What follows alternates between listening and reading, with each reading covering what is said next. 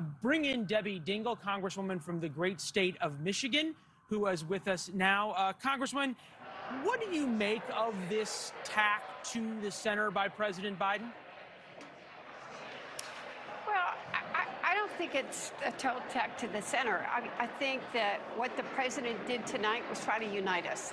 I am so sick and tired of labels.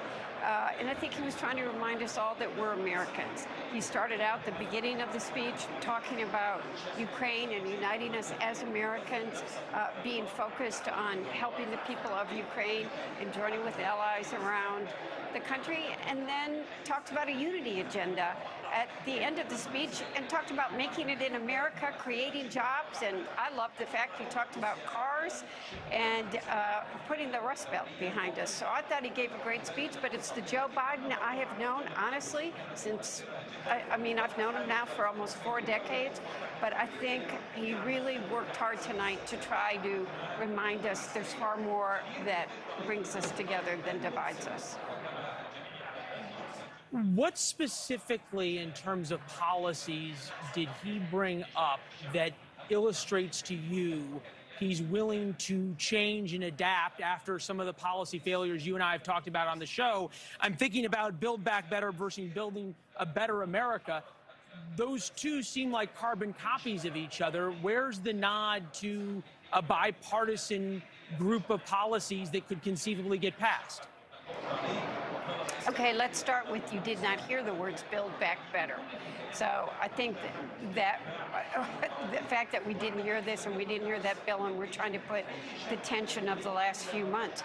But are you going to tell me that Republicans, the Senate passed it in a very bipartisan way, don't believe that we need to do something like yesterday about chips? Are you going to tell me the Republicans don't want to bring the supply chain back to this country? They don't want to create jobs here? Do you not think that Republicans want to do so? I work with many of them on opiate drug addiction, about addressing mental health issues, about taking care of our veterans. There is a lot of common ground, and we are all united in working with our allies and standing up for the people of Ukraine. No, I understand that, and the first 10 minutes I think you may have heard us say was some of the best 10 minutes we've ever heard of President Biden.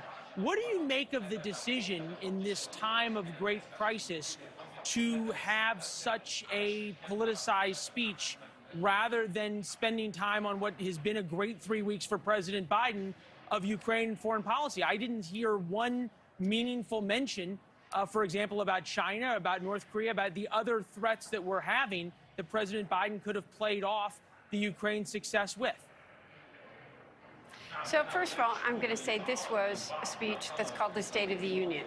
Most commonly, it does talk about domestic policy. He started out, which was clearly on the minds of everybody. What is the threat to the United States about this Russia attack on Ukraine? But, you know, he acknowledged inflation is real. He knows that people are hurting and that we have to address that inflation. He talked about how we've got to make sure that we're addressing the oil supply and addressing the potential increase of gasoline costs. I think that the things he talked about are on the minds of American people, and that if he hadn't talked about them, you would be saying to me, why did he duck them? Why did he not talk about them? No, you made a very good point. And we talked earlier about the fact that the two things that united the Republican response and the president's State of the Union were these very personal stories about how they dealt with inflation. I know it's an issue back in Michigan. You and I have talked about it as well, and one you've been trying to deal with. Congresswoman, it's always good to see you. And I have to say, I do admire the bipartisanship. It's a great yellow scarf. We appreciate you taking the time with us tonight.